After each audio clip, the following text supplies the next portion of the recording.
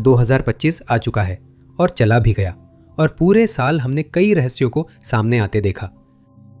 कुछ रहस्यों को सुलझा लिया गया, जबकि बाकी ने जांचकर्ताओं को परेशान करना जारी रखा।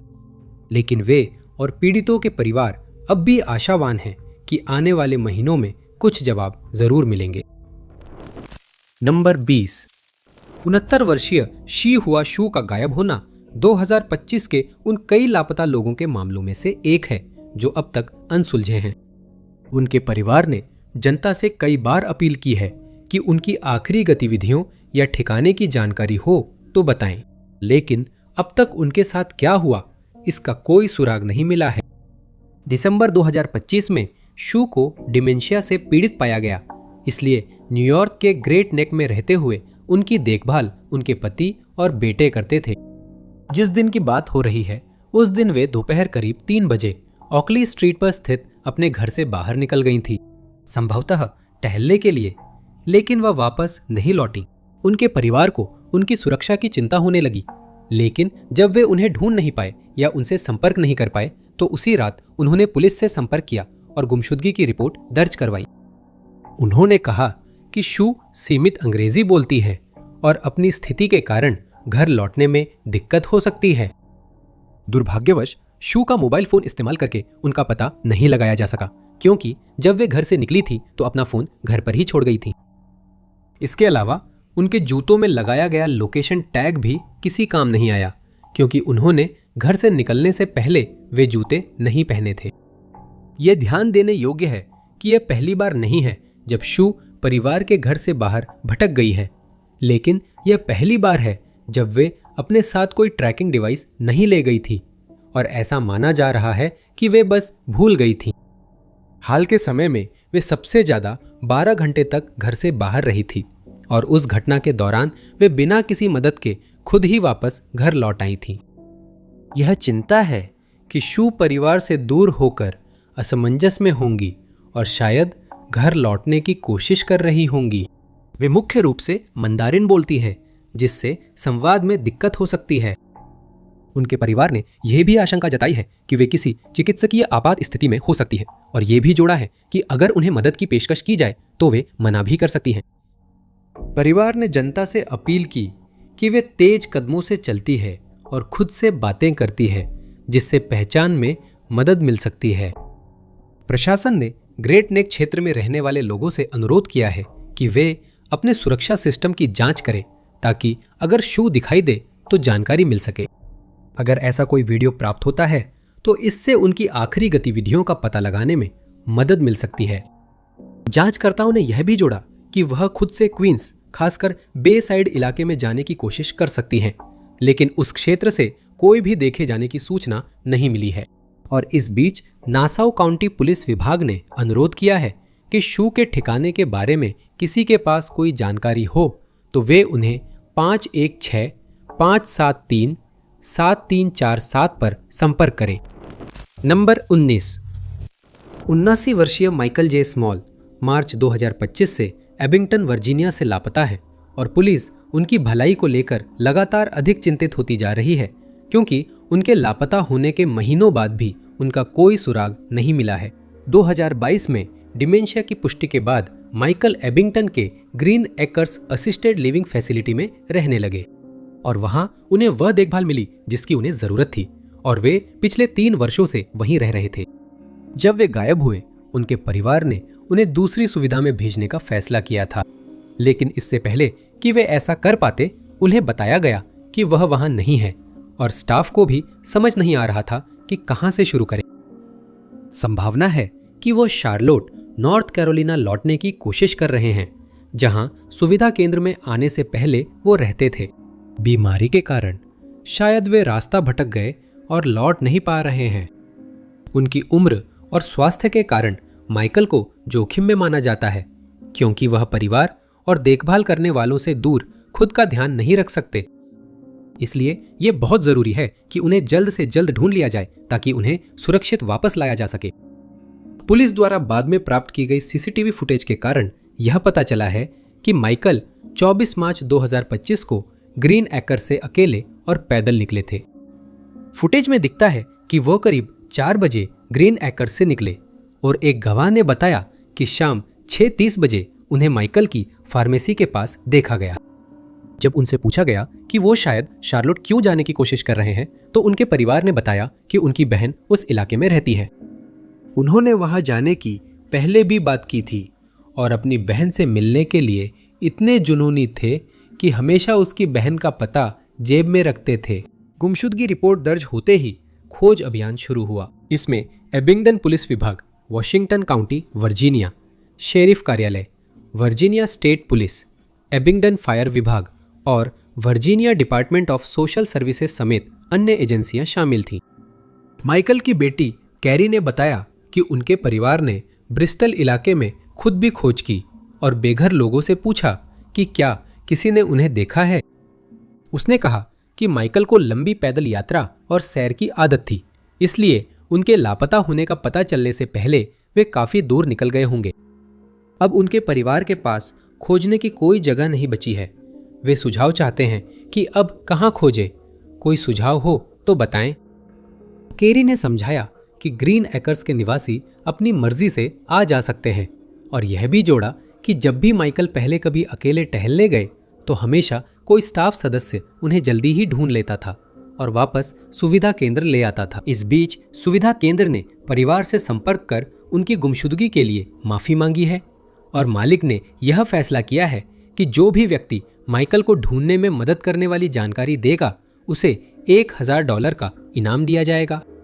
माइकल के बारे में माना जाता है कि उन्हें कभी कभी स्पष्टता आती है और आशंका है कि ऐसे में किसी वाहन चालक ने उन्हें लिफ्ट दे दी।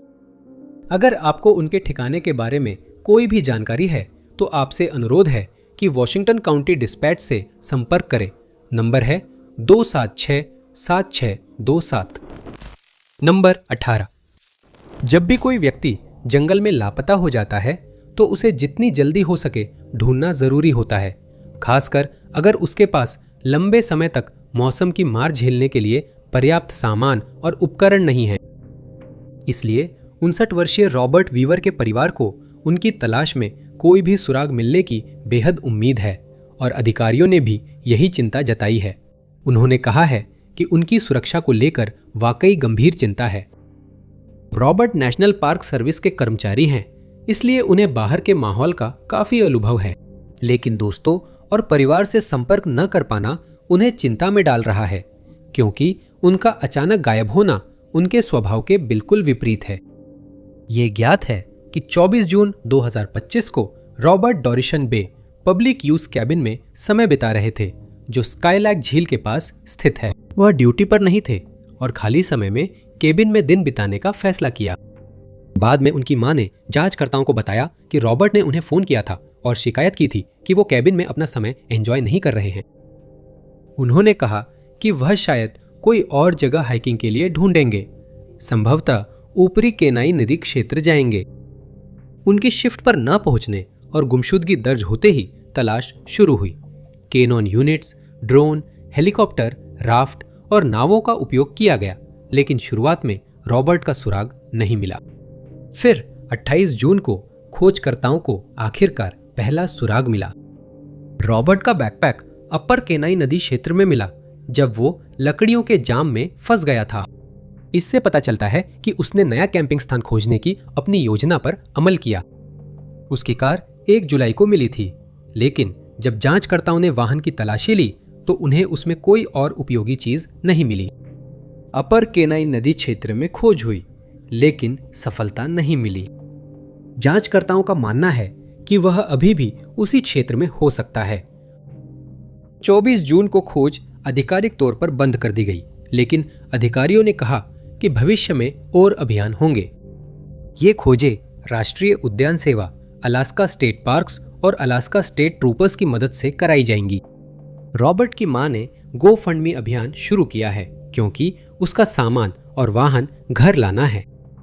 उनकी मां कहती है कि इसमें काफी पैसे खर्च होंगे, जबकि अब तक इस अभियान ने $2000 से थोड़ा अधिक ही जुटाए हैं। उन्होंने बताया कि राष्ट्रपति और अपने राज्य के सीनेटर जेरी मूरन को पत्र लिखकर रॉबर्ट के संभावित इलाकों में पेशेवर गोताखोर भेजने का अनुरोध किया, लेकिन कोई जवाब नहीं मिला।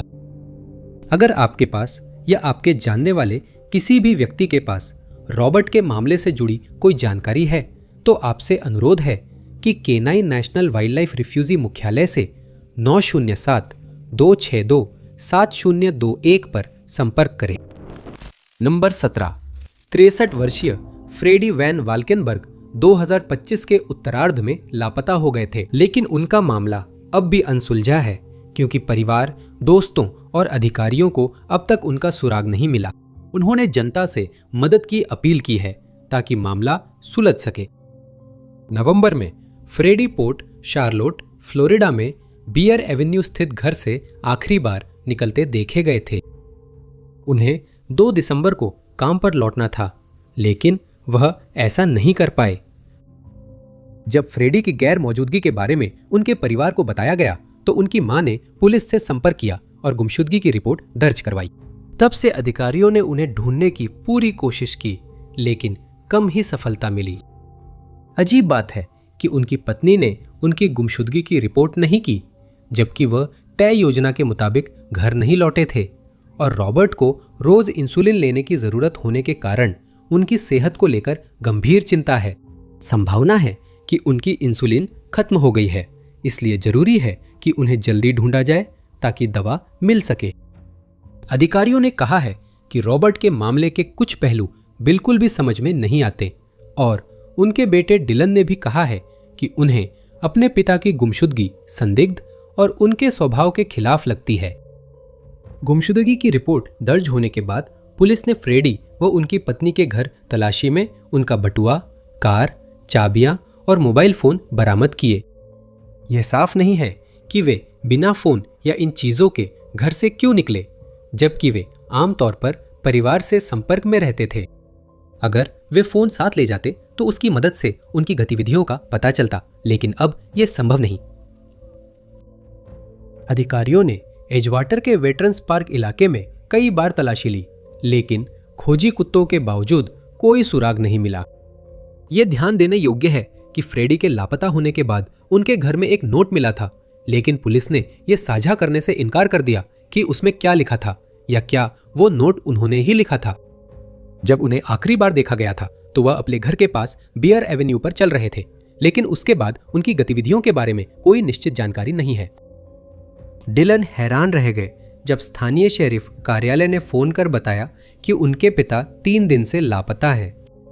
उनके चाचा रैंडी ने गुमशुदगी की रिपोर्ट दर्ज करवाई, लेकिन फ्रेडी की पत्नी ने उनके घर न लौटने पर भी ऐसा क्यों नहीं किया, ये अज्ञात है। जहां उनके परिवार को उनकी गुमशुदगी संदिग्ध लगती है, वहीं पुलिस ने कहा है कि फ्रेडी के मामले में उन्हें किसी साजिश का शक नहीं है और वे नहीं मानते कि इसमें कोई आपराधिक तत्व शामिल है। जो भी फ्रेडी को देखा हो या उनके मामले के बारे में कोई जानकारी हो, उनसे अनुरोध है कि शार्लेट काउंटी शेरिफ कार्यालय से 941-639-2101 पर संपर्क करें। नंबर 16। 69 वर्षीय अदीब एड ई रूहाना चेनांगो, न्यूयॉर्क के वेस्टल समुदाय में अच्छी तरह से जाने जाते हैं। अपनी गुमशुदगी के समय वो इस इलाके में 3 दशकों से रह रहे थे और उनका व्यवसाय एक पुरानी कार डीलरशिप जिसका नाम कार्स आर यूएस था, 20 वर्षों से इस क्षेत्र में स्थापित था। इसलिए उनकी अचानक और रहस्यमय गुमशुदगी ने समुदाय को हैरान कर दिया है, लेकिन समुदाय और जांचकर्ताओं की पूरी कोशिशों के बावजूद उनका अब तक कोई पता नहीं चल पाया है। पुलिस ने अब अनुरोध किया है कि जो भी व्यक्ति उनके मामले के बारे में कोई जानकारी रखता है वो आगे आए, ताकि अदीब के 5 बच्चे आखिरकार उन सवालों के कुछ जवाब पा सके जिनकी वे तलाश कर रहे हैं। अदीब को आखिरी बार 11 जनवरी 2025 को दोपहर के करीब देखा गया था, जब वो अपने डीलरशिप पर थे जो अपर फ्रंट स्ट्रीट पर स्थित है। उस दिन घर नहीं लौटने पर परिवार को चिंता हुई और 14 जनवरी तक खबर ना मिलने पर उन्होंने पुलिस में गुमशुदगी की रिपोर्ट दर्ज कराई। जांच में पहला कदम अदीब के फोन रिकॉर्ड्स देखना था, जिसमें पता चला कि उसका फोन शाम 6 बजे अपडेट हुआ, उनकी गुमशुदगी वाले दिन, जब उनका फोन डीलरशिप के आसपास था। कुछ ही मिनट बाद उसे बंद कर दिया गया और तब से अब तक वह दोबारा चालू नहीं हुआ है। उनके परिवार ने जब जनता से भावुक अपील की तो कुछ सुराग मिले और उन पर कार्रवाई भी की गई, लेकिन इनमें से कोई भी सुराग अदीब का पता लगाने में मददगार नहीं रहा। जांचकर्ताओं ने लापता व्यक्ति के डीलरशिप छोड़ने के बाद उसकी गतिविधियों को जोड़ने के लिए सभी जानकारी खंगाली है, लेकिन कोई भी उपयोगी सीसीटीवी फुटेज नहीं मिली है और यह अब भी अज्ञात है कि वह अपनी मर्जी से गया था या किसी अपराध का शिकार हुआ था। जांचकर्ताओं को पूरा भरोसा है कि वेस्टल समुदाय में कोई अदीब के साथ क्या हुआ जानता है, लेकिन आगे न आने से जांच रुकी हुई है क्योंकि अब तक कोई और सुराग नहीं मिला। किसी भी व्यक्ति को आगे आने के लिए प्रोत्साहित करने के प्रयास में उसके परिवार ने पुलिस को अदीब को ढूंढने में मदद करने वाले को $20,000 का इनाम देने की घोषणा की है, लेकिन इतने बड़े इनाम के बावजूद किसी ने भी ऐसी कोई जानकारी देने के लिए आगे नहीं आया है। जिस किसी ने भी अदीब को देखा है या जो पुलिस को उसे ढूंढने में मदद कर सकता है, उसे ब्रूम काउंटी शेरिफ कार्यालय की टिप लाइन 607819 पर संपर्क करना चाहिए। नंबर 15। 36 वर्षीय एरिक थॉमस पटनम की भलाई को लेकर वास्तव में चिंता है, जो 4 अप्रैल 2025 से लापता है। जांचकर्ताओं ने उनके मामले की जितनी संभव हो सकी उतनी जानकारी जारी की है, जिनमें कुछ काफी परेशान करने वाली है। एरिक ओकाला फ्लोरिडा से है और लापता होने पर वे Marion pneumatics and hydraulics Magnolia avenue में काम कर रहे थे। उन्हें अपनी ड्यूटी के दौरान जिस दिन वे गायब हुए थे वहां देखा गया था और उसके बाद से उनके किसी भी सहकर्मी ने उन्हें ना तो देखा है और ना ही उनसे कोई संपर्क हुआ है। एरिक के बारे में कम जानकारी है, लेकिन उनकी सुरक्षा को लेकर गंभीर चिंता है क्योंकि वे जिस दिन लापता हुए उसके बाद कुछ सुराग मिले हैं। 7 जुलाई को गुमशुदगी रिपोर्ट किए 3 महीने बाद एरिक की मां रेबेका सैंचेज को किसी व्यक्ति का फोन आया जिसने एरिक की कार देखी थी, जिससे उनकी चिंता और बढ़ गई। उन्होंने रेबेका को बताया कि एरिक की कार जलाकर राख कर दी गई थी और जांचकर्ताओं के पहुंचने से पहले ही उसे ऑरलैंडो के 1224 ईस्ट एंडरसन स्ट्रीट से टो कर लिया गया था। ऐसा सुझाव दिया गया है कि किसी ने किसी भी संभावित सबूत को नष्ट करने के लिए वाहन में आग लगा दी थी, लेकिन यह सिर्फ एक सिद्धांत है क्योंकि अब तक किसी भी तरह की गड़बड़ी के और कोई संकेत नहीं मिले हैं। उनके परिवार ने मैरियन काउंटी समुदाय से अपील की है कि उस दिन उनके साथ क्या हुआ इसकी कोई भी जानकारी हो तो तुरंत पुलिस को बताएं।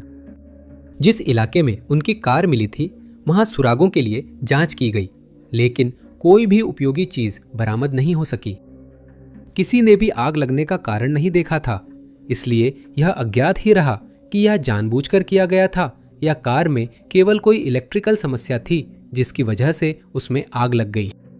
इसके अलावा यह भी पता नहीं है कि एरिक आग लगने के समय वहां मौजूद थे या नहीं। क्या वह पैदल इलाके से गए, किसी वाहन में गए या उन्हें किसी अज्ञात कारण से जबरदस्ती ले जाया गया।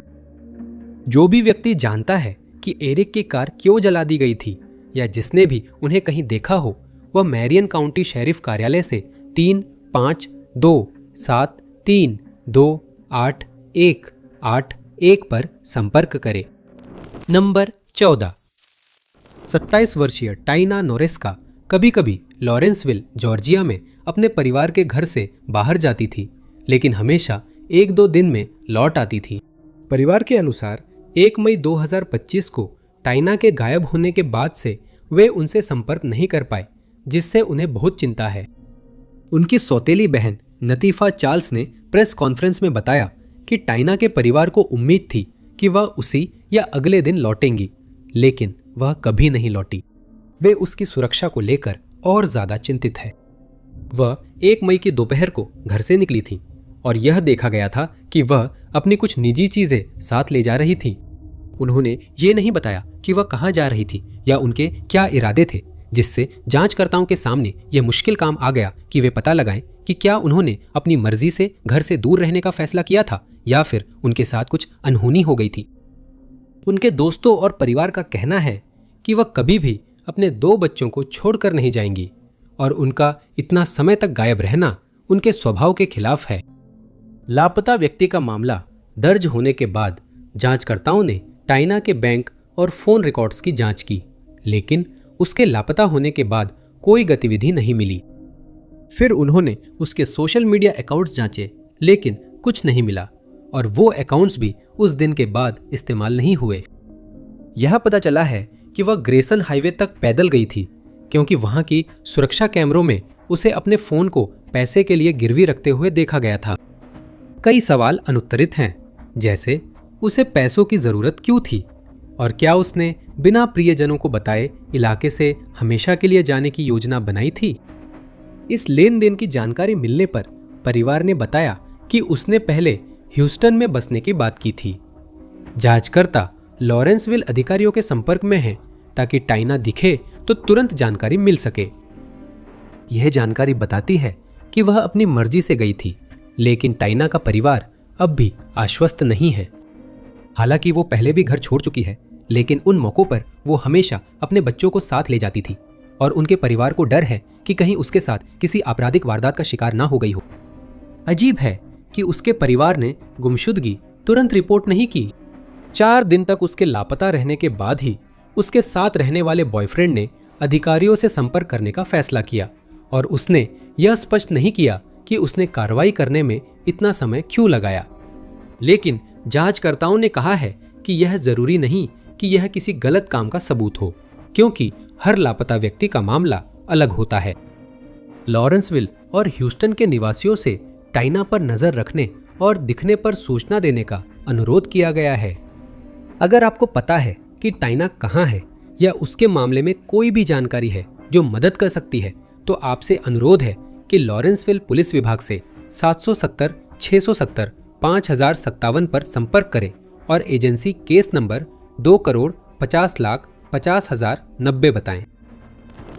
नंबर 13, 26 वर्षीय एशली मूर अब भी लापता है, जबकि उनके परिवार और जांचकर्ताओं ने उन्हें ढूंढने की पूरी कोशिश की है। सितंबर 2025 में एशली हार्टवेल ओहायो में रह रही थी। उन्हें आखिरी बार वही 10 सितंबर के आसपास देखा गया था और तब से जब से उन्होंने अपने परिवार और दोस्तों से संपर्क करना बंद कर दिया, उनके परिवार और दोस्त उनकी भलाई को लेकर बहुत चिंतित हो गए हैं। उन्होंने कारण नहीं बताया, लेकिन परिवार ने जांचकर्ताओं को बताया कि एशली शायद लास वेगस जाने की योजना बना रही थी, पर स्थायी रूप से या किसी और वजह से यह स्पष्ट नहीं किया। जब वह अपनी योजना के अनुसार घर नहीं लौटी, तो उनके परिवार ने हर उस व्यक्ति से संपर्क किया जिनके साथ एशली समय बिताया करती थी, ताकि पता चल सके कि किसी ने उन्हें देखा है या उनकी योजनाओं के बारे में कुछ पता है। लेकिन वे भी परिवार की तरह ही यह जानकर हैरान रह गए कि वह लापता हो गई हैं। तब से एशली से कोई संपर्क नहीं हो पाया है। माना जा रहा है कि उनका फोन बंद है या बैटरी खत्म हो गई है। इसका मतलब है कि उनके फोन का इस्तेमाल उनकी लोकेशन ट्रैक करने के लिए नहीं किया जा सकता, जिससे जांचकर्ताओं और उनके प्रियजनों को काफी निराशा हो रही है।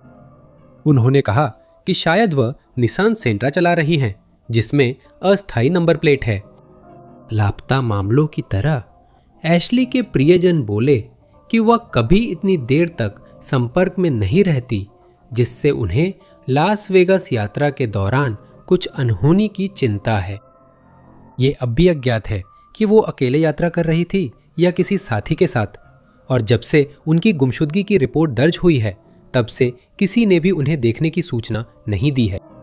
एशली से आखिरी बार बात करने वाली उनकी दादी थी, जिन्होंने सितंबर में उनसे संपर्क किया था, लेकिन उन्होंने ये नहीं बताया कि उनकी आपस में क्या बातचीत हुई थी। उनके प्रियजनों ने अपने सोशल मीडिया अकाउंट्स पर कई बार अपील की है, इस उम्मीद में कि कोई उनकी लोकेशन के बारे में जानकारी देगा, लेकिन अब तक ऐसी कोई जानकारी नहीं मिली है। इसके बाद उन्होंने एक पर्चा बनाया है जिसमें उसकी गुमशुदगी से जुड़ी परिस्थितियों का विवरण है और इसे कई अलग अलग सोशल मीडिया प्लेटफॉर्म्स पर पोस्ट किया गया है। साथ ही जिसने भी उसे देखा हो उससे पुलिस से संपर्क करने की अपील की गई है। एशले के केस के खुलने के 4 महीने बाद भी जांचकर्ता ये पता लगाने के लिए सुराग ढूंढते रहे कि वो कहाँ गई हो सकती है, और उन्होंने वादा किया है कि जो भी सुराग मिलेगा वे उस पर कार्रवाई करेंगे ताकि उसके परिवार को आखिरकार कुछ जवाब मिल सके। अगर आप या आपके जानने वाले किसी ने भी एशले को कहीं देखा है, तो आपसे अनुरोध है कि सिंसिनाटी पुलिस विभाग से 5698600 पर संपर्क करें। नंबर 12। ये हैरान करने वाली बात है कि हर साल कितने लोग अपनी जान गंवा देते हैं बेवजह की हिंसा की वजह से, जिसमें उनका कोई हाथ नहीं होता। 26 साल के कोल लपोव्स्की के साथ ठीक ऐसा ही हुआ जब उन्होंने 29 जून 2025 को अपनी जान गंवा दी और उनके हमलावर की अब तक पहचान नहीं हो पाई है। टोलेडो ओहायो की पुलिस ने बताया है कि उस रात उन्हें लिंकनशायर बुलेवार्ड के एक पते पर बुलाया गया था, जहां एक गवाह ने बताया कि किसी ने आग्नेयास्त्र चलाया और इस दौरान एक निर्दोष राहगीर घायल हो गया। जब जांचकर्ता मौके पर पहुंचे तो उन्होंने कोल को जमीन पर पड़ा पाया और यह निर्धारित किया गया कि उनके सिर में एक गोली लगी थी। उन्हें मौके पर प्राथमिक उपचार देने के बाद इलाके के एक अस्पताल में ले जाया गया और डॉक्टरों ने उनकी जान बचाने की पूरी कोशिश की, लेकिन दुर्भाग्यवश उनकी सारी कोशिशें बेकार गई और कोल का निधन हो गया। बाद में पता चला कि कोल और उनकी मंगेतर टैको बेल रेस्टोरेंट से लौटकर घर जा रहे थे। जब वे उस घर के पास से गुजर रहे थे तभी किसी ने अज्ञात कारणों से गोली चलाई और कोल को लग गई। अधिकारियों ने बताया कि उस एयरबीएनबी पते पर कुछ लोग पार्टी कर रहे थे और उनका मानना है कि वहां मौजूद 2 या उससे ज्यादा लोगों के बीच झगड़ा शुरू हुआ था। झगड़ा बढ़कर हिंसा में बदल गया और कई गोलियां चलाई गई, जिससे कोल घायल हो गए। एक पड़ोसी ने बताया कि पार्टी शुरू होने से पहले एक महिला ने उनके दरवाजे पर दस्तक दी थी और उन्हें बताया था कि वह उसी दिन बाद में पड़ोस में एक पार्टी करने वाली हैं। उन्होंने आगे बताया कि कुछ ही घंटों में करीब 150 लोग आ गए थे और चूंकि पार्टी सड़क पर फैल गई थी, इसलिए सड़क पर चलना नामुमकिन हो गया था। ये साफ था कि पार्टी में आए लोगों ने काफी शराब पी थी, क्योंकि बाद में पुलिस कई मोबाइल फोन इकट्ठा करने के लिए वापस आई जो वहां छूट गए थे। जांचकर्ताओं को बाद में जानकारी मिली कि एक दूसरा आदमी भी अस्पताल पहुंचा था जब उसे चोट लगी थी और ये पता चला कि उसे भी उसी पार्टी में चोट आई थी, संभवतः उसी हमलावर द्वारा, और वो पूरी तरह से ठीक हो गया। चूंकि घटना के दौरान वहां इतने लोग मौजूद थे, इसलिए पार्टी में किसी न किसी ने जरूर देखा होगा कि किसने आग्नेयास्त्र चलाया था, लेकिन कोई भी आगे नहीं आया है। या तो वे अपराधी को बचा रहे हैं या फिर उन्हें डर है कि उनके खिलाफ बदला लिया जाएगा। अब तक और जानकारी नहीं मिली है। पुलिस ने अनुरोध किया है कि पार्टी में मौजूद या हमलावर की जानकारी रखने वाला कोई भी व्यक्ति आगे आए ताकि कोल के मामले में न्याय हो सके। हमले के बाद कोल के माता पिता ने एयरबीएनबी की मालिक जेनिफर वुल्फ के खिलाफ लापरवाही से हुई मौत को लेकर मुकदमा दायर किया। उन्होंने आरोप लगाया कि पार्टी का आयोजन करते समय जेनिफर वुल्फ ने उचित सावधानी नहीं बरती और कोल की मौत के लिए परोक्ष रूप से जिम्मेदार थी। उन्होंने कहा कि वुल्फ पार्टी के आकार पर नजर रखने में असफल रही, जो कोल के घर के पास थी। उन्होंने आरोप लगाया कि वुल्फ पार्टी में शामिल लोगों और समुदाय की सुरक्षा सुनिश्चित करने में विफल रहीं और उनका मानना है कि वे $25 मिलियन मुआवजे तथा $10 मिलियन दंडात्मक क्षतिपूर्ति के हकदार हैं। अगर आप जानते हैं कि कोल की जान लेने के लिए कौन जिम्मेदार है या आप उसकी केस से जुड़ी कोई भी उपयोगी जानकारी पुलिस को दे सकते हैं, तो आपसे अनुरोध है कि क्राइम स्टॉपर्स से 4192551111 पर संपर्क करें। 4192551111 पर। 11. नंबर 11। दिसंबर 2025 में फिलाडेल्फिया में एक असामान्य मामला सामने आया जब एक टो ट्रक ड्राइवर पर ड्यूटी के दौरान हमला किया गया। इस घटना का अंत ड्राइवर की जान जाने के साथ हुआ, लेकिन इसके बाद के महीने में मामला और भी जटिल हो गया क्योंकि 2 और इसी तरह के हमले किए गए। 22 दिसंबर 2025 को 20 वर्षीय David Garcia Morales 448 towing and recovery company के लिए काम कर रहे थे और वे कंपनी के एक सफेद टो ट्रक चला रहे थे। अज्ञात कारणों से कोई व्यक्ति ट्रक के पास आया और आग्नेयास्त्र से गोली चला दी, जिससे डेविड को गोली लगी और उनकी जान चली गई। जब जांचकर्ता घटनास्थल पर पहुंचे तो उन्होंने डेविड को उसके ट्रक में अभी भी जीवित पाया। उन्हें अस्पताल ले जाया गया, इलाज हुआ, लेकिन 26 दिसंबर को चोटों से उनकी मृत्यु हो गई। इसी बीच पुलिस ने उनके वाहन के आसपास सबूत तलाशना शुरू कर दिया था और उन्हें एक navy blue jeep grand Cherokee की सीसीटीवी फुटेज मिली जिसे हमलावर चला रहा था। ये तस्वीर जारी की गई जिसमें वाहन की सनरूफ और पिछली खिड़की को नुकसान दिखा। 3 हफ्ते बाद एक और हमला हुआ 25 वर्षीय एरन विटफील्ड पर, जो उसी टोइंग कंपनी में काम करते थे। वह और उनकी गर्लफ्रेंड बस्टल्टन और नॉर्थ स्ट्रीट्स पर ट्रक में थे, तभी किसी ने उन पर गोली चला दी। सीसीटीवी फुटेज में दिखा कि एक ग्रे सेडान ट्रक के पास आई, फिर अंदर बैठे किसी व्यक्ति ने आग्नेयास्त्र निकाला और उसमें बैठे लोगों पर फायरिंग कर दी। इसके बाद दोनों वाहन तेजी से निकल गए। जांचकर्ताओं के अनुसार यह एक योजनाबद्ध और समन्वित हमला था। संदिग्ध कार मिल गई और सुरागों के लिए जांची गई। उम्मीद है हमलावरों का डीएनए या फिंगरप्रिंट मिल जाए, जिससे उनकी पहचान और गिरफ्तारी में मदद मिलेगी। दुर्भाग्यवश एरन इस हमले में नहीं बच सके, लेकिन उनकी गर्लफ्रेंड को पैर में चोट लगी और उन्हें अस्पताल ले जाया गया। उम्मीद है वो ठीक हो जाएंगी। इतने कम समय में 2 समान हमले होने के कारण पुलिस यह जांच कर रही है कि क्या दोनों मामलों का आपस में कोई संबंध है। वे 23 नवंबर 2025 के एक तीसरे मामले की भी जांच कर रहे हैं, जिसमें 26 वर्षीय एरन स्मिथ सिम्स पर हमला किया गया था। उस समय एरन टो ट्रक ड्राइवरों के लिए दिशा बताने वाले सहायक के रूप में काम कर रहे थे। इसका मतलब था कि उन्हें इलाके के टो ट्रक ड्राइवरों को हादसों की सूचना देनी होती थी ताकि वे तुरंत पहुंचकर मदद करें। एरन पर हमला होने के बाद उन्हें अस्पताल ले जाया गया और कुछ समय तक उम्मीद थी कि वे बच जाएंगे, लेकिन 4 जनवरी 2026 को उनका निधन हो गया। इन तीनों पीड़ितों ने एक ही टोइंग कंपनी में काम किया और चूंकि उन पर हुए हमले इतने मिलते जुलते थे, इसलिए यह सुझाव दिया गया है कि कोई व्यक्ति जिसे उस व्यवसाय से कोई दुश्मनी है हमले कर रहा है, लेकिन यह अभी तक साबित नहीं हुआ है। पुलिस ने यह भी सुझाव दिया है कि यह इलाके में चल रहे इलाकाई वर्चस्व की लड़ाई का हिस्सा हो सकता है। अतीत में फिलाडेल्फिया में टोइंग कंपनियों के बीच इस बात को लेकर टकराव हुआ है कि किस कंपनी को कौन सा क्षेत्र कवर करना चाहिए। कुछ मामलों में ये विवाद हिंसक भी हो गए हैं। अब तक कोई गवाह नहीं आया है और सीसीटीवी फुटेज के बावजूद संदिग्ध की पहचान नहीं हुई है। इन हमलों के बारे में किसी के पास भी कोई जानकारी हो तो उनसे अनुरोध है कि वे 2156868477 पर कॉल करके सूचना दें। नंबर 10। चिली की सीमाओं और दक्षिण पूर्वी प्रशांत महासागर में स्थित यह द्वीप अपने रंगीन इतिहास और स्मारकों के लिए प्रसिद्ध है। मोआई, जिन्हें ईस्टर आइलैंड हेड्स भी कहते हैं, इस द्वीप की प्रमुख विशेषता है। इन्हें रापा नुई लोगों ने बनाया था और 1995 में विश्व धरोहर स्थल घोषित किया गया।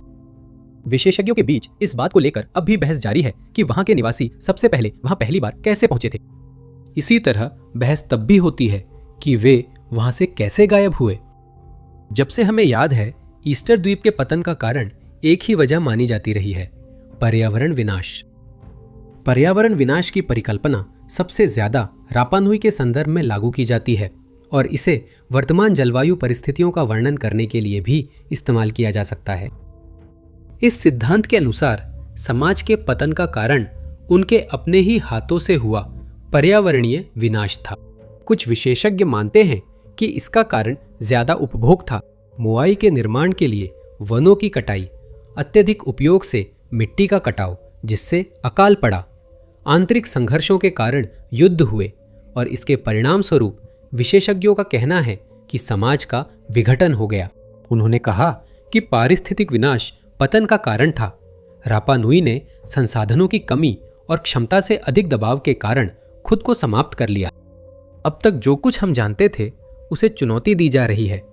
प्रचलित सिद्धांत अब टिक नहीं रहा क्योंकि 1 महीने से थोड़ा ज्यादा पहले तकनीक ने एक बार फिर अपनी उपयोगिता साबित की।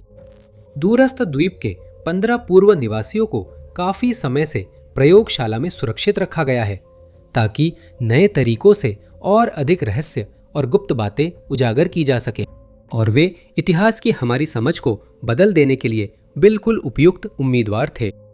हाल ही में जो एक प्रगति हुई है वह है जीनोम का अनुक्रमण, जिससे शोधकर्ताओं को डीएनए के बारे में और अधिक जानने का मौका मिला है और अब इसका इस्तेमाल यह पता लगाने के लिए किया जा रहा है कि वास्तव में क्या हुआ था।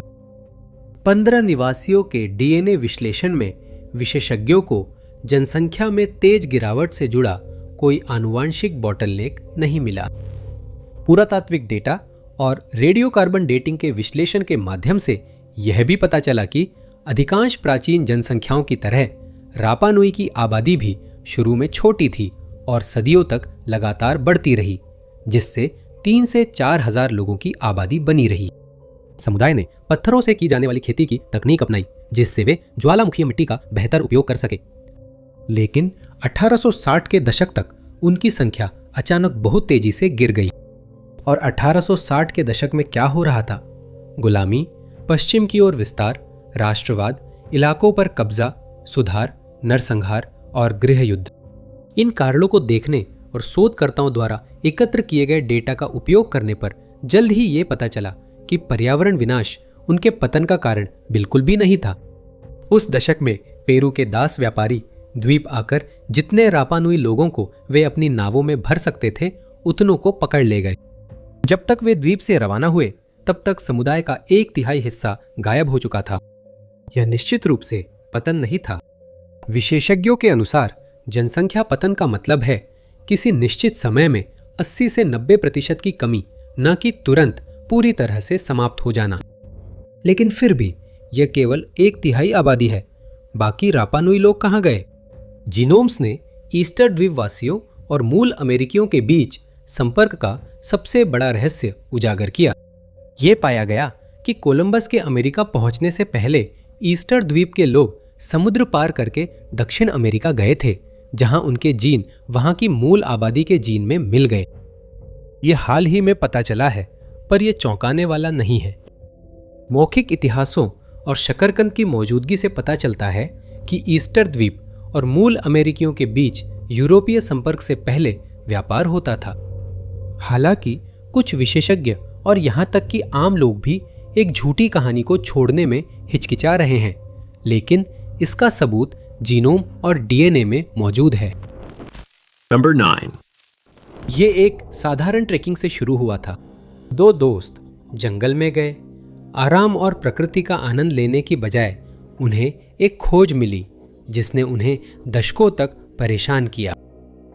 इसके बाद ट्रैकिंग यात्राएं चिंता और घबराहट के साथ ही होती थी। 9 जनवरी 2015 को अनजान ट्रेकर्स खुद को पुएर्तो दे सोमिएदो के बाहर पाए, जो स्पेन का एक शहर है और अपने पहाड़ी रास्तों और सोमिएदो नेशनल पार्क के लिए जाना जाता है। लेकिन यह शहर एक अलग वजह से खास बन जाएगा। अपनी यात्रा के दौरान दोनों यात्रियों को ऐसी चीज मिली जिसकी उन्होंने कभी उम्मीद नहीं की थी। एक शव। एक संकरी नाले के पास एक कंबल था जिसका आकार संदिग्ध और बेढंगा था, जो आगे जांच करने लायक थी। जैसे ही दोनों पास पहुंचे, एक तेज बदबू ने उन्हें पीछे हटने पर मजबूर कर दिया, जिससे उन्होंने स्थानीय पुलिस विभाग को बुलाया। अधिकारियों ने मौके पर पहुंचकर परते हटाना शुरू किया और नीचे एक शव मिला। पहचान न होने के कारण मृतक को सोमिएदो का आदमी नाम दिया गया और जल्द ही उसे पोस्टमार्टम के लिए मुर्दाघर भेज दिया गया। उस आदमी का एक पैर नहीं था। माना गया कि मुर्दाखोर जानवरों ने ले लिया। यह भी पाया गया कि उसकी पसलियां उभरी होने के बावजूद उसने अपने जीवन के अधिकांश समय में पर्याप्त पोषण प्राप्त किया था। उसकी दाढ़ी मूछों की अच्छी देखभाल की गई थी और उसकी त्वचा ने भी उसके जीवन के दौरान बेहतरीन देखभाल का संकेत दिया। सोमिएदो का आदमी भी विकृत था। उसका सिर छोटा, हाथ पैर और उंगलियां लंबी थी, पीठ में कुबड़ और छाती की हड्डी उभरी थी। डीएनए अनुक्रमण ने जल्दी ही यह निर्धारित कर लिया कि वह कैच-एक्सिक सिंड्रोम से पीड़ित था, जिसका मतलब था कि वह अपने दम पर जीवित नहीं रह सकता था और उसे लगातार देखभाल की आवश्यकता थी। ये तर्क दिया गया कि उसकी हालत को देखते हुए मृतक के पास कम से कम एक देखभाल करने वाला व्यक्ति जरूर रहा होगा। अज्ञात व्यक्ति को कंबल में लपेटकर नाले के किनारे रखा गया, पर पुलिस को कोई गड़बड़ी नहीं मिली। कोई हिंसा, जहर देने या किसी अन्य दुर्भावनापूर्ण कृत्य के संकेत नहीं मिले। चिकित्सा परीक्षक ने निष्कर्ष निकाला कि उनकी मृत्यु का कारण दिल का दौरा था। हालांकि पहचान नहीं हुई, पुलिस को विश्वास था कि परिवार जल्द मिल जाएगा। काका सिंड्रोम दुर्लभ है और अगर उसके हुलिये का वर्णन किया जाता तो उसकी शारीरिक विशेषताएं आसानी से पहचानी जा सकती थीं। इसलिए जांचकर्ता नजदीकी शहर गए। उम्मीद थी कोई आगे आएगा। अजीब बात थी कि वहां किसी निवासी ने दी गई जानकारी से उस व्यक्ति को नहीं पहचाना। पुलिस ने तलाश पड़ोसी शहरों तक बढ़ाई, लेकिन कुछ नहीं मिला। उसके हुलिये वाला व्यक्ति न अस्पताल रिकॉर्ड में मिला, न किसी आवासीय सुविधा में। यहां तक कि पूरे नगर पालिका के जन्म रिकॉर्ड भी जांच का केंद्र बन गए और उन ग्रामीण दाइयों की भी तलाश की गई जो उसके जन्म के समय मौजूद हो सकती थीं। लेकिन कुछ भी नहीं मिला और सवाल बना रहा, सोमिये दो का वह आदमी आखिर कौन था? अक्टूबर 2024 में इस मामले में पहली बड़ी सफलता मिली, लेकिन अभी तक किसी को इसका पता नहीं था।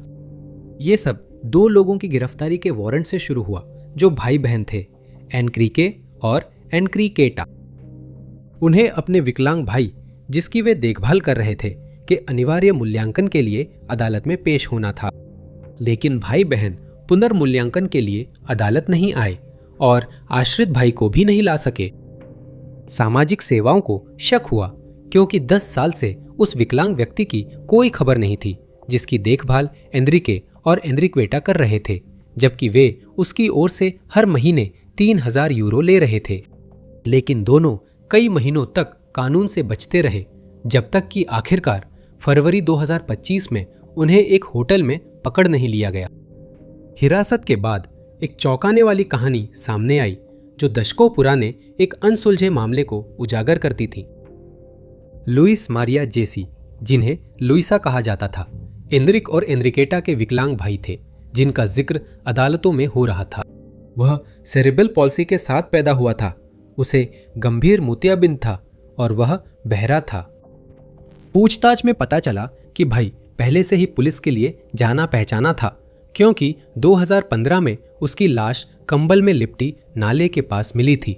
लुइस सिन्ही सोमिये दो का वह व्यक्ति था। भाई बहनों ने बताया कि आखिरी देखभाल करने वाले के निधन के बाद उन्होंने उनकी जिम्मेदारी संभाली। अगले 10 साल तक सामाजिक कार्यकर्ता की जांचों के नतीजे ऐसे ही रहे। वह आदमी वहां नहीं था क्योंकि वह बाहर गया था, बीमार था या रिश्तेदारों से मिलने गया था। भाई बहनों ने बताया कि वह आदमी और बीमार हो रहा था, लेकिन उन्होंने एम्बुलेंस नहीं बुलाई क्योंकि उन्हें डर था कि वे उसे बचा नहीं पाएंगे और तब उसकी मौत दर्ज हो जाएगी और फंड बंद हो जाएगा। उन्होंने इंतजार किया जब तक लुइसन अपनी बीमारियों और भूख से मर नहीं गया, और फिर वे उसे जंगल में ले गए। उसकी लाश को दुनिया और सरकार से छुपा दिया, जिससे वे अगले 10 साल तक विकलांगता फंड लेते रहे। नंबर 8, उत्पत्ति की किताब में एक ऐसी कहानी है जिसकी वास्तविकता विवादित है। ये महनेम नामक शहर है जो इजराइल में यर्दन नदी के पूर्वी किनारे पर स्थित है। उत्पत्ति में याकूब की भाई से मिलने की यात्रा का वर्णन है। वह महनेम पहुंचता है जो उसके लिए एक बेनाम शहर था।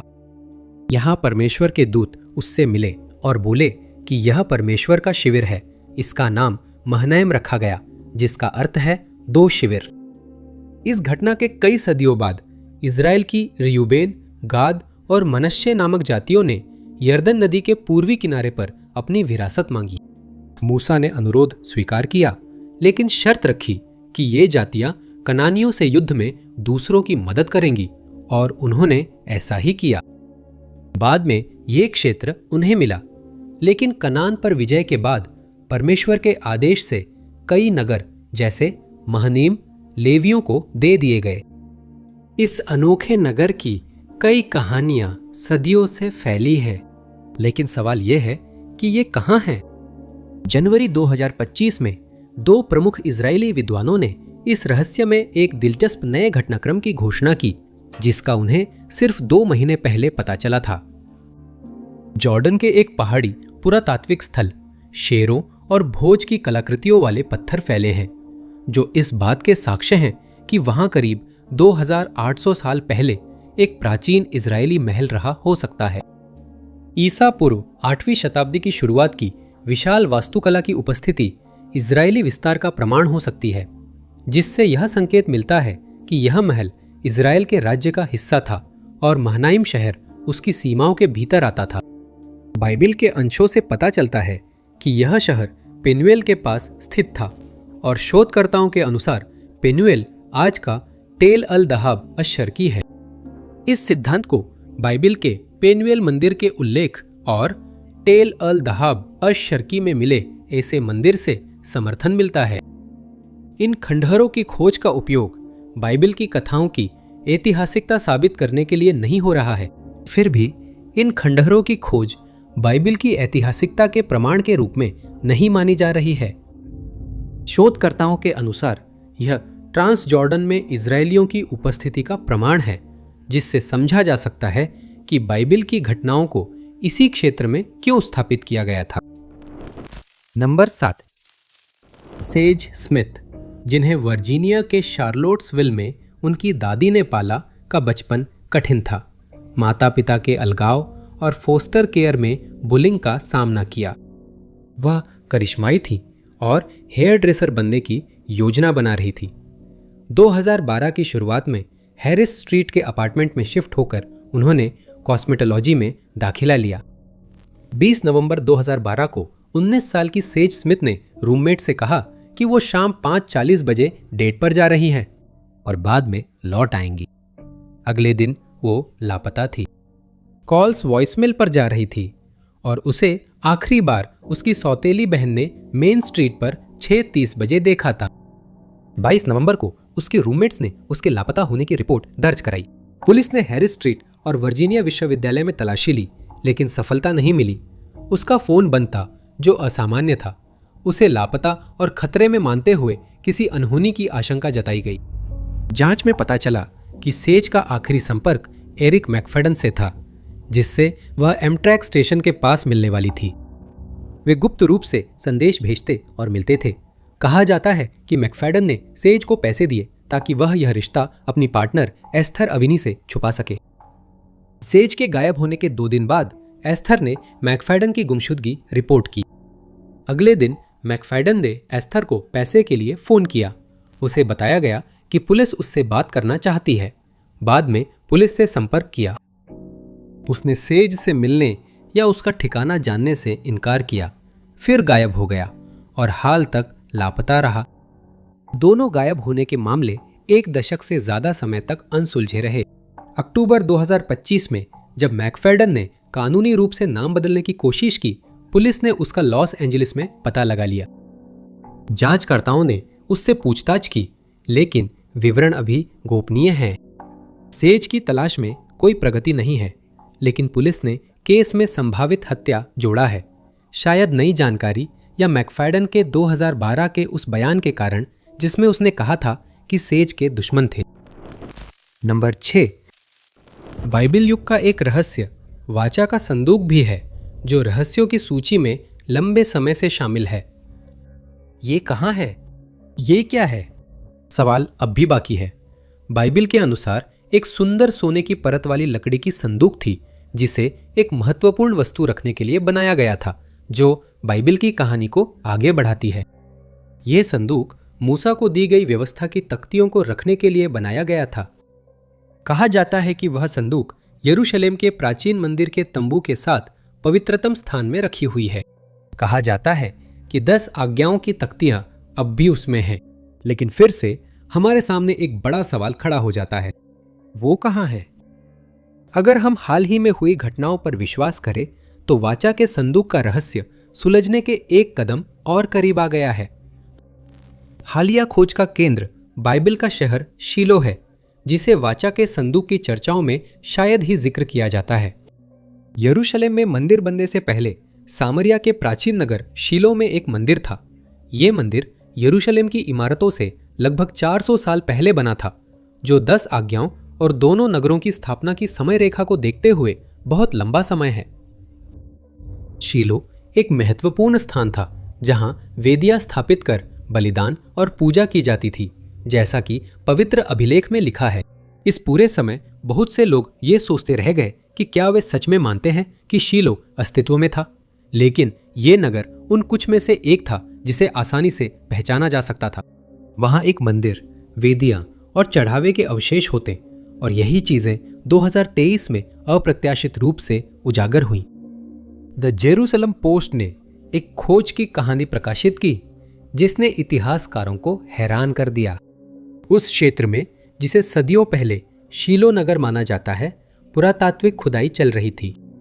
परत दर परत जमीन ने इस उभरते सिद्धांत के समर्थन में और संकेत उजागर किए। जैसे ही उन्होंने धूल हटाना शुरू किया, विशेषज्ञों ने सोचा कि क्या उन्होंने अभी अभी उस पूजा परिसर का पता लगाया है जो कभी शीलो में केंद्रित था। टीम ने पत्थर की संरचना के खंडहरों की पहचान की तो उन्हें एक चौंकाने वाला एहसास हुआ। उस संरचना के आयाम उस विवरण, विन्यास और आयामों से मेल खाते हैं जो उस तंबू के माने जाते हैं जिसमें वाचा का संदूक रखा गया था। वाचा का संदूक जीवन के नियमों को समेटे है और इसकी खोज दुनिया बदल सकती है। विशेषज्ञों के अनुसार यह इमारत पूर्व पश्चिम दिशा में है और धर्म ग्रंथों के अनुसार 2:1 अनुपात में विभाजित है। शोधकर्ताओं ने एक बड़ी आंतरिक दीवार का दस्तावेजीकरण किया जिसने स्थान को 2 भागों में बांटा और निर्गमन में पवित्र व परम पवित्र स्थान के विभाजन को दिखाया। इस सिद्धांत के समर्थन में 1 लाख से अधिक भेड़, बकरी और गाय की हड्डियां मिली हैं जो संभवतः बलि में इस्तेमाल हुई थी। यह खोज संयोग नहीं है, यह पूरी तरह से स्पष्ट था कि यह एक धार्मिक बलि स्थल था और इसके आयाम तंबुए मुलाकात से मेल खाते थे। लेकिन उस निवास स्थान से वाचा का संदूक गायब था, जिसकी रहस्यमय बातें अब भी दुनिया से छुपी हैं। नंबर 5। दिसंबर 1988 में एक 20 साल की महिला ने डेकाल काउंटी पुलिस को एक हिंसक हमले की शिकायत दर्ज कराई। 30 दिसंबर को जब वह अपनी स्टोन माउंटेन अपार्टमेंट लॉक कर रही थी, एक स्की मास्क पहने और चाकू लिए आदमी ने उसे जबरन पास के सुनसान झाड़ियों में ले गया। हमलावर ने भागने से पहले उसकी जान से मारने की धमकी दी। पीड़िता ने मदद ली और उसके बॉयफ्रेंड ने उसे DKPD फिर ग्रेडी मेमोरियल अस्पताल ले गया जहां DNA इकट्ठा किया गया। लेकिन 1988 में DNA जांचने की तकनीक उपलब्ध नहीं थी, इसलिए सबूतों को जॉर्जिया ब्यूरो ऑफ इन्वेस्टिगेशन द्वारा सुरक्षित रखा गया। 3 दशकों से भी अधिक समय बाद जून 2019 में मामला फिर से खोला गया और DNA की जांच न्याय विभाग की सहायता से की गई। बाद में सबूत रेजिनाल्ड कॉल्डवेल, जो 58 वर्ष के थे और अपराध के समय डेकाल्ब काउंटी में रहते थे, से मेल खा गए। आगे की जांच, पूछताछ और गवाहियों के बाद कॉल्डवेल को 20 मई 2025 को अपहरण, हमला और गंभीर मारपीट के आरोप में दोषी ठहराया गया और उन्हें लगातार चलने वाली 2 आजीवन कारावास की सजाएं के साथ साथ 20 साल अतिरिक्त सजा सुनाई गई। नंबर 4। कैलिफोर्निया निवासी ने कुत्ते को पट्टे से बांधकर ट्रिनिडाड हार्बर समुद्र तट पर रोजाना सैर शुरू की। उसे तब पता नहीं था, लेकिन कुछ देर में वह एक डरावनी खोज के साथ फॉर्चूना पुलिस से संपर्क करेगा। सूचना पर पहुंचे अधिकारियों ने हार्बर की चट्टानी संरचना ट्रिनिडाड हेड की ओर रुख किया। उस आदमी ने एक अधूरी खोपड़ी की ओर इशारा किया जो ऐसे पड़ी थी मानो उनकी ओर देख रही हो। फरवरी 1993 में अधिकारियों ने टुकड़ा इकट्ठा कर हम्बोल्ट काउंटी शेरिफ कार्यालय को सौंपा। बाद में खोपड़ी की DNA प्रोफाइल बनाकर उसे राष्ट्रीय अज्ञात व्यक्ति DNA इंडेक्स और California missing person DNA database में दर्ज किया गया। इस प्रोफाइल को कई लापता लोगों और मानव अवशेषों से मिलाया गया, पर वह टुकड़ा किसी भी ज्ञात व्यक्ति से मेल नहीं खाता था। इसके बाद मामले का विवरण केस नंबर UP 55,274 के तहत नामुस में दर्ज किया गया और बस इतना ही था और कुछ नहीं किया जा सकता था, कम से कम उस समय तो नहीं। अंततः दुनिया 1993 की कैलिफोर्निया खोपड़ी को भूल गई, जो अब अज्ञात मानव अवशेषों के लंबित मामलों का हिस्सा बन गई थी। लेकिन 2024 में इस दशकों पुराने रहस्य में नई उम्मीद जगी, जब संयुक्त राज्य प्रतिनिधि जैरेड हफमैन ने लंबित मामलों को सुलझाने और हम्बोल्ट काउंटी शेरिफ कार्यालय को नई जांच और DNA परीक्षण करने के लिए फंडिंग प्रदान की। अब HCSC वुडलैंड्स टेक्सास स्थित ओथराम की प्रयोगशाला को सबूत भेज सकता था। 1993 की खोपड़ी का टुकड़ा वैज्ञानिकों के लिए केंद्र बन गया, जो अब फोरेंसिक ग्रेड जीनोम अनुक्रमण से डीएनए निकाल सकते थे। इन प्रयासों से एक अज्ञात महिला की विस्तृत प्रोफाइल बनी, जिससे ऐसे आनुवंशिक वंशावली अनुसंधान की नींव रखी गई जो इन अवशेषों के मालिक की पहचान कर सके। कुछ महीनों बाद दूसरी बड़ी सफलता उसी पहचान को उजागर कर देगी। खोपड़ी के जोसेफिन मेडिन की निकली। वह कई लापता व्यक्ति डेटाबेस में सूचीबद्ध थी। 3 अगस्त 1987 को निकोलस नामक एक व्यक्ति अपने ट्रिनिटी काउंटी स्थित घर पहुंचा और पाया कि उसकी 48 वर्षीय पत्नी गायब है। उसका पर्स, चश्मा और कार वही थे, पर वह नहीं थी। निकोलस ने उसकी गुमशुदगी की रिपोर्ट की, जिसके बाद उनके घर के पास कठिन इलाके में बड़ा स्वयंसेवी अभियान चला, लेकिन 1993 तक उसका कोई सुराग नहीं मिला।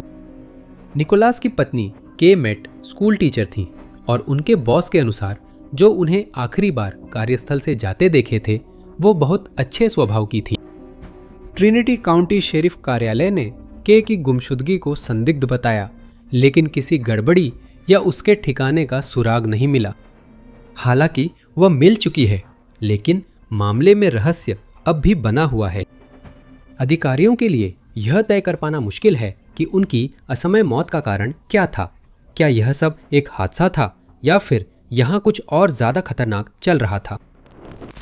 नंबर 3, जेमिनी मैडलिन पोसी, उम्र 21, स्पिरिट लेक जनजाति की सदस्य। 2024 की शुरुआत में फोर्ट टोटन, नॉर्थ डिकोटा में अपने बॉयफ्रेंड डिएंजेलो हंट और 7 महीने के बच्चे के साथ रहती थीं। 3 जनवरी 2024 को वह थोड़े समय के लिए अपनी मां के घर डेविल्स लेक चली गई, फिर फोर्ट टोटन लौट आई। 4 दिन बाद 7 जनवरी को जेमिनी को आखिरी बार हंट ने अपार्टमेंट से निकलते देखा, जब उन्होंने कहा कि एक दोस्त लेने आ रहा है। 11 जनवरी को गुमशुदगी की रिपोर्ट दर्ज हुई थी। शुरुआती जांच सुराग के बिना ठप हो गई। बाद में हंट को गिरफ्तार किया गया और अपने भाई आइजैक की मौत में 2nd डिग्री हत्या का आरोप लगाया गया, जिनके अवशेष नवंबर 2025 में स्पिरिट लेक रिजर्वेशन में मिले थे। आइजैक मार्च 2024 से लापता थे। इस खोज के बाद हंट जेमिनी के मामले में संदिग्ध बन गए। दिसंबर 2025 में हंट पर एक संघीय ग्रैंड जूरी द्वारा जेमिनी की कथित मौत के लिए आधिकारिक रूप से आरोप लगाया गया, जिसमें स्वैच्छिक मानववध और हमला शामिल था। हालांकि जेमिनी अभी भी लापता है और उसकी लाश कभी नहीं मिली।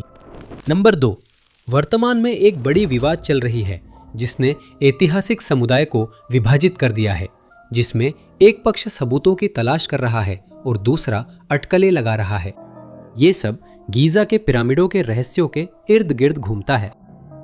तेज बहसें मार्च 2025 में शुरू हुई, जब एक अजीब और गलत लगने वाली घोषणा की गई थी। पिरामिड के नीचे शहर मिला। इटालियन और स्कॉटिश शोधकर्ताओं ने सिंथेटिक एपर्चर रडार नामक नई तकनीक का उपयोग करने का दावा किया, जिसमें सैटेलाइट रडार डेटा को भूकंपीय गतिविधियों से जुड़ी सूक्ष्म कंपन से जोड़ा गया। रडार ने एक त्रिआयामी छवि बनाई, जिसे शोधकर्ताओं ने खाफरे पिरामिड के नीचे छिपे प्राचीन शहर के अवशेष माना।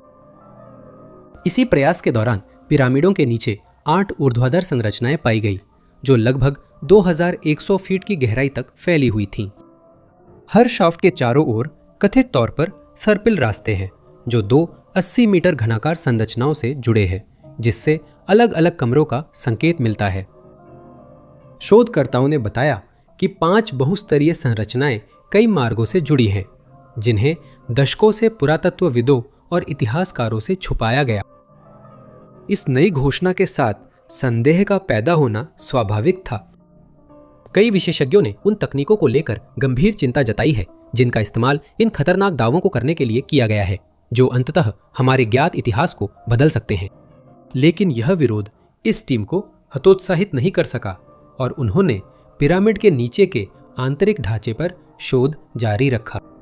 कुछ महीनों बाद लगातार खोज के बाद टीम ने एक और अद्भुत खोज की घोषणा की। एक दूसरा शहर, एक भूमिगत आपस में जुड़ा हुआ ढांचा मेनकौरा के पिरामिड के नीचे पाया गया था। सीढ़ियां, पानी की पाइपलाइनें और ऊर्ध्वाधर शाफ्ट उनके रडार उपकरणों पर 3D रूप में दिखाई दी। उनका मानना है कि यह बहुस्तरीय परिसर शायद प्रसिद्ध हॉल ऑफ रिकॉर्ड्स का भी घर हो सकता है, जिसका कथाओं में उल्लेख है। हॉल ऑफ रिकॉर्ड्स एक प्राचीन मिस्र की लाइब्रेरी मानी जाती है, जिसे मिलने पर ब्रह्मांड के रहस्य खुल सकते हैं। दोनों छिपे शहरों की मौजूदगी एक बड़े भूमिगत परिसर का संकेत देती है, लेकिन इस दावे को बढ़ा चढ़ाकर या अप्रमाणित मानकर खारिज किया जा रहा है। पिरामिडों के नीचे 2 भूमिगत शहरों के होने के उनके दावों के अलावा टीम ने यह भी जोर दिया कि गीजा परिसर 38,000 साल पुराना है, न कि 4,500 साल जैसा कि बताया जाता है। नंबर 1। करीब 5 दशक पहले US हाईवे 69 के पास मरियाना से कुछ मील दूर एक खेत की झाड़ियों से कुछ डरावनी चीज बाहर निकली हुई मिली थी। यह 13 जनवरी 1977 की बात है, जब उस खेत में एक अज्ञात व्यक्ति के अवशेष पाए गए थे। आर्कनसास स्टेट पुलिस की क्रिमिनल इन्वेस्टिगेशन डिवीजन को जांच के लिए भेजा गया। जांचकर्ताओं ने अवशेषों को इकट्ठा किया और उन्हें Arkansas state crime laboratory medical examiner के कार्यालय में भेज दिया। ये खोज निश्चित रूप से ऐसे समय में हुई थी जब DNA परीक्षण अपनी शुरुआत में था। ये पता लगाना कि ये अवशेष किसके थे असफल रहा और मृत्यु का तरीका भी एक रहस्य ही बना रहा। अब तक माता पिता द्वारा अपहरण के मामले दसियों हजार हो चुके थे, जबकि अजनबियों द्वारा केवल कुछ सैकड़ों थे। मामले इतने थे कि इन अवशेषों को किसी एक व्यक्ति से जोड़ना मुश्किल था, खासकर जब गुमशुदगी रिपोर्ट दर्ज न हो। जिन अवशेषों को ली काउंटी की लाश कहा जाने लगा था, उन पर ओक्लाहोमा गर्ल स्काउट हत्याकांड और सिमोन रिटेंजर के लापता होने का मशहूर मामला भारी पड़ गया था। उस समय खेत में मिले अवशेषों को और अगले 48 साल तक कोई अहमियत या प्राथमिकता नहीं दी गई। हालांकि मार्च 2024 में ASP कोल्ड केस यूनिट उस दौर के सभी अनसुलझे मामलों की छानबीन कर रही थी और अगला ध्यान ली काउंटी में मिले अवशेषों पर था। ASCL की मदद से जांचकर्ता अवशेषों को ओथराम लैब्स ले गए, जहां एक निजी प्रयोगशाला DNA विश्लेषण और फोरेंसिक वंशावली विकसित कर रही थी। इन्हीं प्रयासों से वे उन हड्डियों की पहचान कर पाए जो 5 दशकों से सबूत कक्ष में थीं। 6 जून 2025 को ओथराम ने एक रिपोर्ट जारी की, जिसमें जिनके ये अवशेष थे उनकी पहचान की गई। चार्ल्स हॉवर्ड वॉलेस उनका नाम था।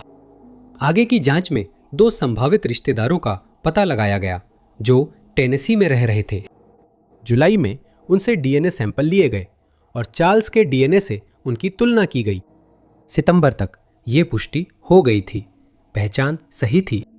ये 21 साल के उस युवक के अवशेष थे जो शायद 1974 की शरद ऋतु में परिवार से संपर्क में नहीं था। रिश्तेदारों ने उसे आखिरी बार मेम्फिस टेनेसी में देखा था, जब वह किशोरावस्था के अंतिम वर्षों में था और डाउनटाउन इलाके के एक पुनर्वास गृह में इलाज की तलाश कर रहा था। अब हमारे पास ली काउंटी की लाश की कुछ जानकारी है, लेकिन कुछ बातें अब भी रहस्य हैं। एक तो अधिकारी उसकी असमय मौत का कारण या यह पता नहीं लगा पा रहे हैं कि वह उस खेत में अकेला कैसे पहुंचा और लगभग 50 सालों तक सबकी नज़रों से कैसे छुपा रहा। आप सभी का देखने के लिए बहुत बहुत धन्यवाद। अगर आपको यह वीडियो पसंद आया हो तो कृपया लाइक बटन ज़रूर दबाएं, सब्सक्राइब करें और नोटिफिकेशन बेल दबाएं ताकि नए वीडियो की जानकारी मिले। मेरा नाम टॉप 5 अननोन है। अगले वीडियो में मिलूंगा।